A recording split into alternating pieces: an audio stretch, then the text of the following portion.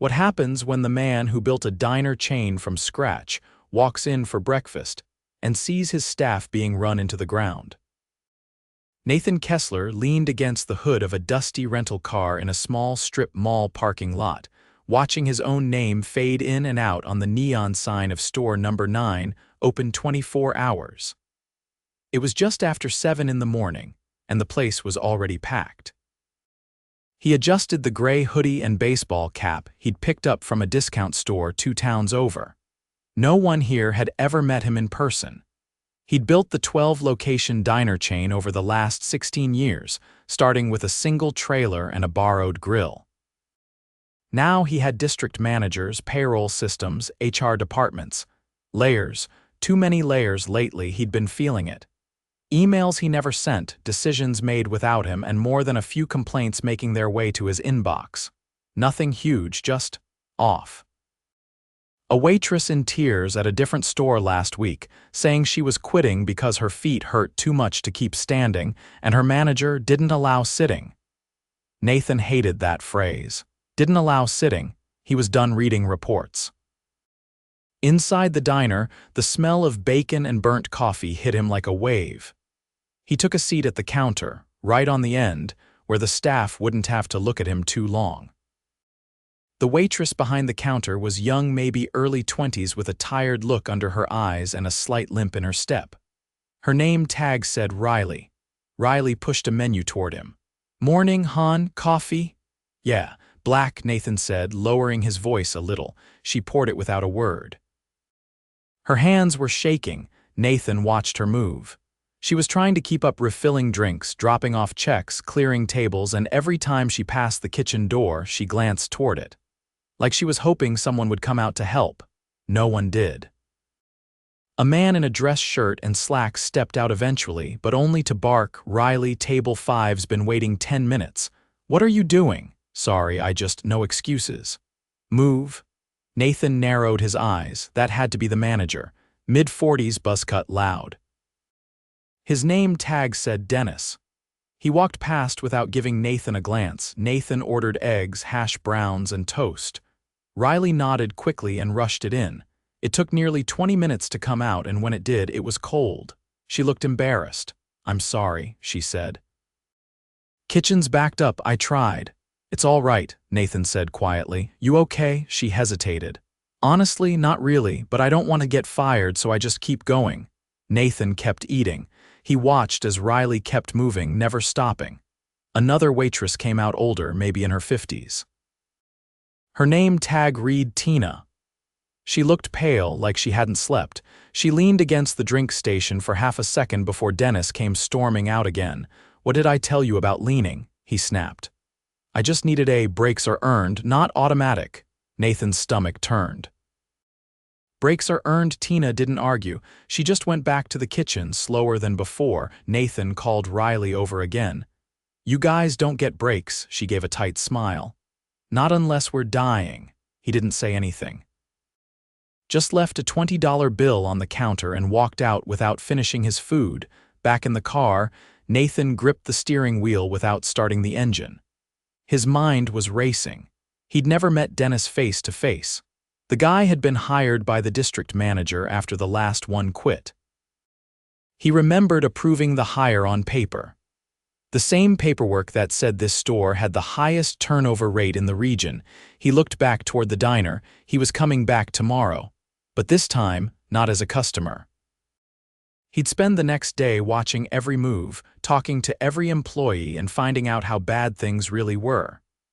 If Dennis was running this place into the ground while working people like machines, he'd deal with it himself. Nathan pulled out his phone and made a call. "Yeah. I need a table near the counter tomorrow. Don't let anyone know who I am. Just say I'm a food inspector, no badge, nothing official. I just want to watch." He hung up. Tomorrow he was going to sit in that diner again, and this time he wouldn't be quiet. Nathan stepped through the side entrance of the diner just after 6 the next morning. The kitchen door had been propped open with a rubber wedge, and the smell of bleach hung in the air. He wore a plain black polo, khaki pants, and a visitor badge clipped to his waistband. No one looked twice at him. A regional compliance check had been the official excuse, just enough to let him move around freely without setting off alarms. He grabbed a clipboard he didn't need and took a seat at a two-top near the prep station, close enough to hear the kitchen but not in anyone's way. The breakfast rush hadn't hit yet. A quiet tension already filled the room.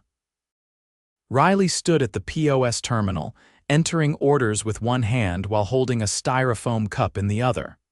Her other wrist was wrapped in a beige compression band. She winced when she shifted her weight. Across from her, a dishwasher named Lewis stacked trays in silence, his apron still damp from the night shift. He looked like he hadn't left. Nathan made a note. No one said a word to him directly, but he caught a few sideways glances, just enough to know his presence was felt. Dennis emerged from the office around 6:30, adjusting his tie and sipping something from a stainless steel thermos. He didn't greet anyone. Just walked the floor once, glanced at the ticket printer and muttered, "Already behind." Nathan watched him lean over Riley's shoulder and jab a finger at the screen. "You're doubling table 12 again," Dennis said sharply. "I know, they asked for me. They don't get to choose. Rotate evenly or you're padding tips." "I'm not, then fix it." She didn't argue, just nodded and tapped the screen a few times, her mouth pressed in a line. Nathan looked at the seating chart taped behind the register. Table 12 was in the corner near the windows.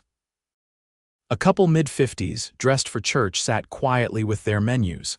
They looked like regulars. Tina came in 5 minutes later, her cardigan buttoned unevenly and her hair pulled back messily. She held a small paper bag and walked straight to the back without speaking. Dennis called after her. "Clock in before you eat. You know the rules." She stopped mid-step and turned to the terminal, hands trembling slightly as she punched in her code. Nathan noticed the bag was still sealed. She hadn't even opened it.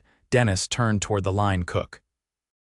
"Mark, you better not burn another batch of bacon. I'm not comping meals today. I don't care if the grill's slipping." Mark didn't answer. He just flipped a tray onto the flat top and kept moving. He was younger than Nathan expected, maybe early 30s, tattoos up both arms and sweat already forming on his brow. The way he moved, quick, efficient, no wasted steps, spoke of experience. But he looked drained. Nathan could see it in his posture, in the way he avoided eye contact. The room filled up fast. By 7:15, every table was occupied. Nathan watched as Riley juggled 4 tables, then 5. Tina took the rest, but she was slower, her hands unsteady. She dropped a glass near the bus station and immediately knelt to clean it up. "Leave it," Dennis snapped. "You're wasting time."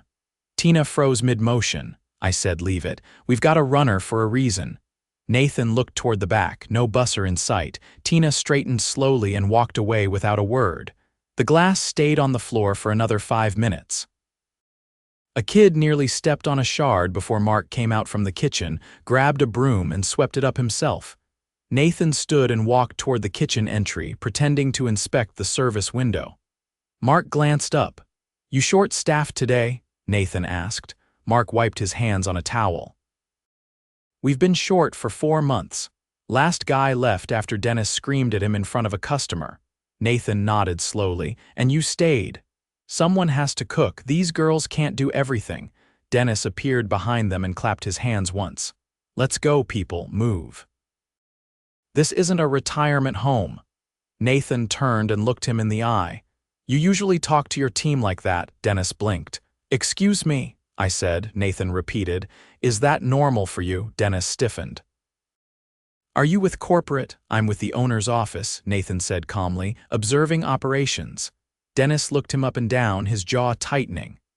"Well, I run a tight ship, can't afford to be soft." "Noted." Nathan returned to his table and watched as the morning wore on. At one point, Riley disappeared into the restroom for nearly 10 minutes. When she came out, her eyes were red. Tina poured waters with her free hand clutched to her lower back. Mark had stopped talking entirely, just nodding in response to orders. By 9:30, a new server walked in, a younger man named Jared. He wore earbuds around his neck and had a phone clipped to his belt. Dennis greeted him with a handshake. "Glad you're here," Dennis said. Cover Riley's section, she's dragging today. Jared nodded and clocked in. Nathan watched as he stopped to chat with two girls near the windows before taking an order. 20 minutes later, Nathan noticed something else. Jared had skipped 3 tables in the rotation, 2 of them older couples, one with a Spanish-speaking woman trying to ask about a gluten-free option. He walked right past her twice. Nathan flagged Riley down. Does Jared usually skip tables? Riley glanced toward the far side of the room. He says older customers don't tip well. Dennis doesn't care. And that table, Nathan pointed subtly. She's been waiting 20 minutes. I know. I tried to take it, but Dennis told me to stay in my zone. Nathan stood up. He walked to the counter and motioned to Tina. Can you get everyone's attention for a moment? Tina hesitated before tapping the edge of her tray. Guys, could you all come here? Mark wiped his hands and stepped out. Riley and Tina joined.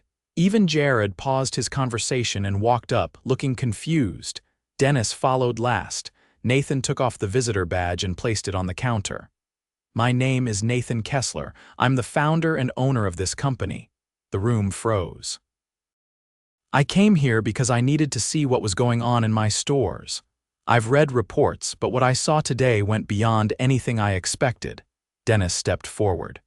Sir, if I'd known you were coming, you would have changed your behavior. That's not leadership. That's damage control. Dennis opened his mouth but said nothing. Nathan turned to Jared. You walked past a woman who tried to speak to you 3 times. You ignored her because you assumed she wouldn't tip. That's not just bad service, that's discrimination. Jared's posture shifted. I didn't mean you're done. Gather your things, you won't be working another shift here. Jared's face flushed, but he didn't argue. He turned and walked toward the back. Nathan turned to Dennis. You've created a climate where people hold their breath every time you walk by. You've denied breaks, ignored understaffing, and allowed biased treatment of customers. You're terminated, effective immediately. Dennis's hands clenched at his sides. I've been keeping this place running. At what cost? Nathan interrupted. You've burned through staff, alienated regulars, and nearly pushed good people to their breaking points. He turned to Mark. You've been holding this kitchen together without help. Starting today, you'll be leading the back of house until we hire a new manager. You'll have authority to schedule support and approve supply orders. Mark looked stunned. I don't know what to say. Say yes. Then yes. Nathan looked at Tina. Her eyes were wide. You've shown up day after day, doing your best under impossible conditions. We're giving you full benefits starting this week, and I want to bring you in to help us redesign our training program. You've earned that. Tina covered her mouth with her hand. Riley, Nathan said, turning to her, you've kept this place from falling apart. I saw it. We're giving you a paid week off starting tomorrow, no questions. And when you come back, you'll be lead server. You'll help shape how we treat our team moving forward. Riley didn't speak, just nodded quickly, eyes filled. Nathan stepped back. This ends today. No more silence, no more excuses. Real change starts now. He looked around the room, and I'll be back regularly without notice. So if anyone's still hoping to coast under the radar, don't. He walked out of the diner without another word. Behind him, the room stayed silent, but something had shifted. The parking lot sat quieter than usual the next morning, though it was already 6:30. The usual clatter of prep inside the diner was muted. Nathan stood just outside the kitchen door, leaning against the frame with his sleeves rolled up. He wasn't wearing a badge this time. No disguise. He had made sure word had gone out to the rest of the locations. This wasn't just a one-off visit. It was a policy shift, but this store was still his focus. He stepped inside. Mark was already behind the line, sleeves up, head down, prepping onions with a speed that spoke to routine, not enthusiasm. The griddle was heating, but he hadn't started any orders yet. A few pans clattered in the back sink, where Lewis worked quietly, his apron soaked through again. The room felt hesitant, as if everyone was waiting to see what today would be. As Nathan entered the kitchen, Mark glanced over and gave a small nod. He didn't pause what he was doing. Morning, Nathan said. Mark kept slicing. Didn't expect you back this early. I said I would be. Nathan walked over to the cooler and opened the door, scanning the shelves. You're low on eggs. I know, truck was late. Again, you call the supplier? No one answers before 8. We've been shorted 2 deliveries this month. Nathan shut the door and turned to him. That's going to change, I'll deal with it. Mark wiped the knife clean and set it down. Appreciate that. Nathan didn't miss the way he avoided eye contact. You sleep at all? Couple hours. My kid had a fever last night. Nathan nodded once. Let me know if you need time off, we'll cover it. Mark gave a slight shrug. I'll manage. Nathan stepped out to the dining area. Riley was setting up the condiments, moving slower than usual. She wore a loose brace on her wrist today instead of the compression band. Her apron was already dusted with flour from folding napkins. You didn't have to come in, Nathan said. I wanted to. Break or no break, I like this place. It just needed a reset. He watched her for a moment. You're still favoring that wrist. Doctor says it's strained from repetition, needs rest. And you're not resting because, she looked at him finally. Because if I don't show up, Tina handles it alone. Nathan glanced toward the corner where Tina had just walked in, carrying a small, reusable bag. She looked marginally better today, hair brushed, cardigan buttoned properly, but still moved with the caution of someone expecting to be reprimanded. Nathan walked over. You eat this morning? He asked. She blinked at him. I had a banana. Sit down, I'll get you something. Tina hesitated. We're already short. You're not doing anyone favors running empty. Sit. She slid into a corner booth slowly. Nathan stepped behind the counter and poured her a coffee himself. Riley looked over but said nothing. A few minutes later, the front door opened. A woman in slacks and a crisp blouse stepped in, holding a binder against her chest. She was in her late 30s with a calm, focused expression. Mark spotted her from the kitchen and called out. That's the new district hire, Nathan nodded. Alicia, she's not here to oversee, she's here to listen.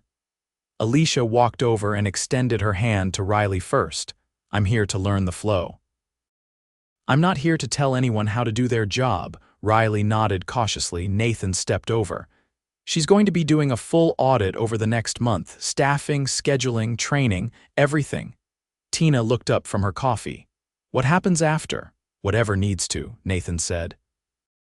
But we start by asking the right people. The bell over the door rang again. Jared stepped in, half a step slower than yesterday, no earbuds this time. He walked straight to the back, avoiding eye contact. Nathan intercepted him. You're not here to work. I just came to get my last check. Payroll's mailing it. Go home. Jared nodded, jaw tight. It wasn't personal. You treated people like they were disposable. That's personal. He walked out without another word. Nathan turned to Alicia. Let's do a walkthrough. They moved through the building together while Riley and Tina handled the first wave of customers.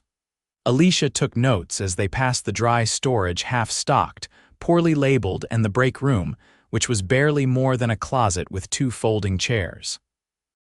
Where's the manager's desk? She asked. There isn't one anymore. We're rebuilding leadership from the floor up. No closed doors for now, Alicia nodded. That'll make some people uncomfortable. Nathan didn't look away. Good. By mid-morning, the place hit its usual rhythm.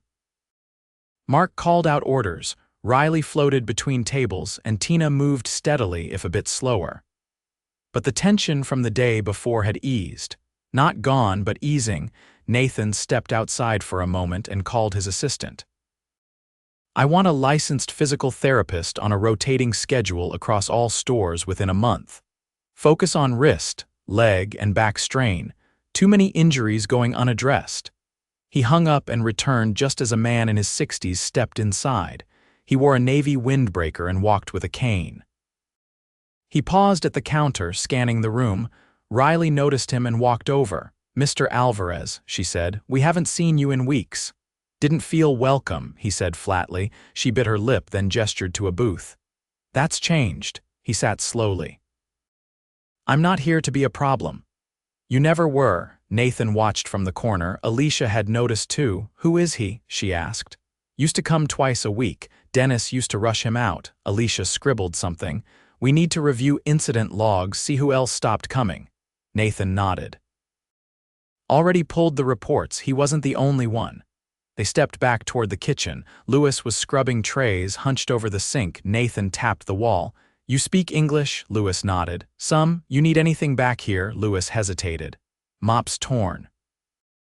And the drain leaks. Nathan looked at Alicia. Put in a maintenance request, full equipment check. Louis added quietly also, I never got a uniform, still using the old apron. Alicia wrote that down too. By lunch, the energy had shifted completely, not cheerful, not yet, but less wary. Customers stayed longer. Orders were smoother. The restaurant felt like it was breathing again. Nathan stood near the prep station, watching it all. Mark handed over a plate of grilled chicken and gave a small nod. Feels different, he said. It is different. You sticking around? Nathan smiled faintly. For now, I'll be in and out, but this isn't going back to what it was. Mark didn't respond. He just went back to the grill. As the lunch rush faded, Riley came to refill a coffee near Nathan. You really going to keep doing this? Walking in unannounced? Absolutely, she glanced around. It's gonna scare a few managers. Good. She looked at him for a second. Do you know how long it's been since someone asked if I was okay? Nathan didn't answer. He just nodded once, then stepped back toward the kitchen. He had already seen what happened when leadership let distance grow. That was over. Now came the hard part, making sure it stayed that way. The following week brought a quiet steadiness to the diner, nothing flashy or sudden, just small, deliberate shifts. Nathan returned early Monday morning, dressed the same as before, no clipboard or pretense this time. The staff didn't flinch when they saw him. If anything, there was a cautious acceptance in the way they acknowledged him. Not comfort, not yet, but something close to trust. Alicia was already seated near the back, notebook open, laptop beside her, headphones coiled loosely around her neck. She didn't look up when Nathan approached, just tapped a few keys and said, I've got the first round of exit interviews transcribed. Out of the last 17 people who left this store, 13 cited either Dennis or the lack of breaks as their primary reason. Nathan pulled out the chair across from her. Any mention of systemic issues or just personality? She shook her head. It goes deeper. They described a culture where pushing through pain was expected. One guy said he was told to hold it when he asked to use the restroom during a double. Nathan leaned back, eyes scanning the kitchen entrance. What do you need from me? I need authority to restructure the entire scheduling model, not just for this location, for the system. Right now, the algorithm prioritizes minimizing labor cost. It doesn't account for burnout or physical strain. If we want this to stick, we have to change the foundation. Do it, he said without hesitation. She looked up. That's going to mean increased labor spend, possibly 15% higher for the quarter. We'll make it up in retention and customer return rates. I'm not saving pennies to lose people. Alicia nodded and returned to her screen. Mark emerged from the kitchen, sleeves rolled high, apron already stained from the breakfast prep. He spotted Nathan and made his way over, wiping his hands with a towel that had clearly seen better days. We're still short on back line. I've got Louis on prep and dishes, but if we get hit hard, we'll bottleneck. I'm bringing in a floater from store 4. She'll be here by noon, Nathan said. After that, we'll look at hiring long-term.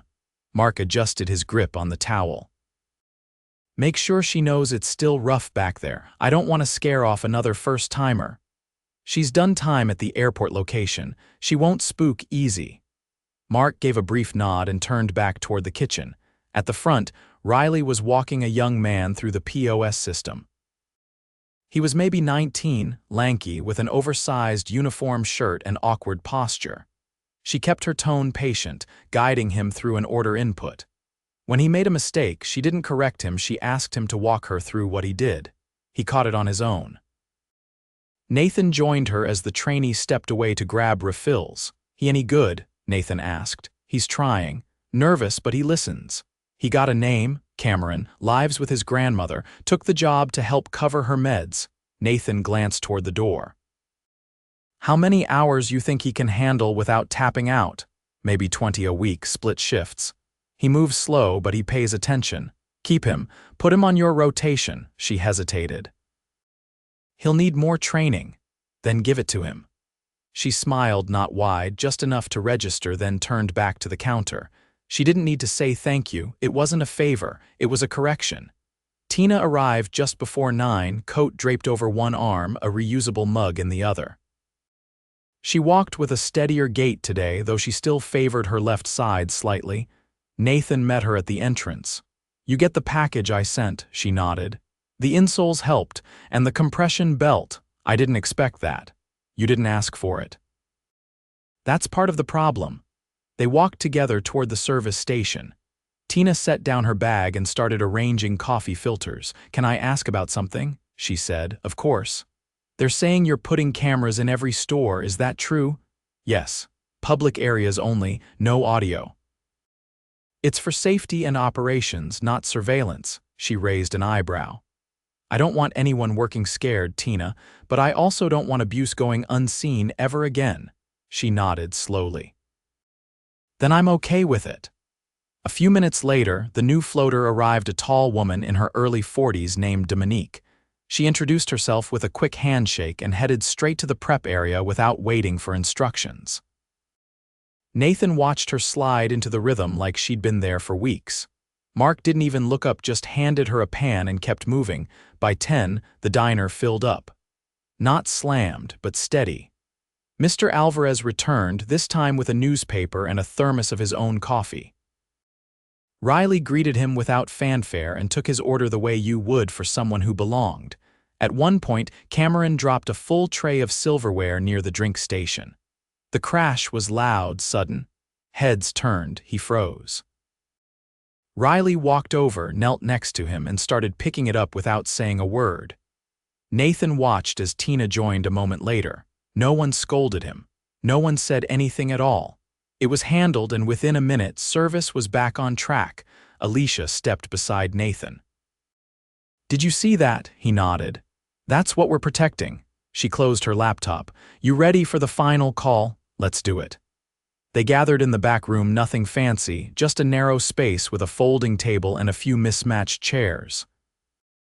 Mark wiped his hands and leaned against the wall. Riley sat with her notepad. Tina pulled her chair close. Dominique stood, arms crossed. Nathan stayed standing. Alicia sat beside him. This isn't a debrief, Nathan said. It's a decision point. We've made rapid changes, but that's not the same as a solution. I need each of you to tell me what's still broken. Mark spoke first. We need a maintenance budget, not just requests, automatic allocations. I can't keep fixing a 6-year-old fryer with duct tape. Nathan nodded. Done. Riley went next. Scheduling needs more flexibility. We keep assigning shifts based on availability, not capacity. Some of us can do 5 tables at once. Some of us need to start with 2. The system doesn't care. Alicia made a note. We'll update the logic. Tina took a breath. I want a peer mentoring program. New hires need someone who's walked the floor, not just an orientation binder and a checklist. Nathan raised an eyebrow. You want to lead it? I do. You've got it. Dominique finally spoke. You need to screen your managers better. Personality isn't secondary. Dennis passed background, policy, everything, but he didn't belong in charge of people. Nathan didn't hesitate. We're rebuilding the hiring rubric. Alicia will oversee final interviews from now on. He looked around the room. No one here is temporary. You're not placeholders until someone better shows up. You are the foundation. He turned to Alicia. Send the new policy drafts to every store by end of week. I'll visit each location personally before next quarter. They dispersed without ceremony, no applause, no handshakes. Just the quiet understanding of people who'd been heard. Nathan stepped outside just after noon. The sky had that pale winter blue to it, crisp but distant. Across the lot, he saw Cameron taking a break on the curb, sipping a soda, earbuds in, not hiding, just resting. He walked past without interrupting. Inside, the diner hummed softly, not perfect, not polished, but alive. Nathan didn't need to stay. He would be back. Not to catch people off guard, not to micromanage, but to remember. Because once you've seen what silence costs, you stop pretending distance is neutral. You stop calling it leadership when it's really just absence, and you start showing up.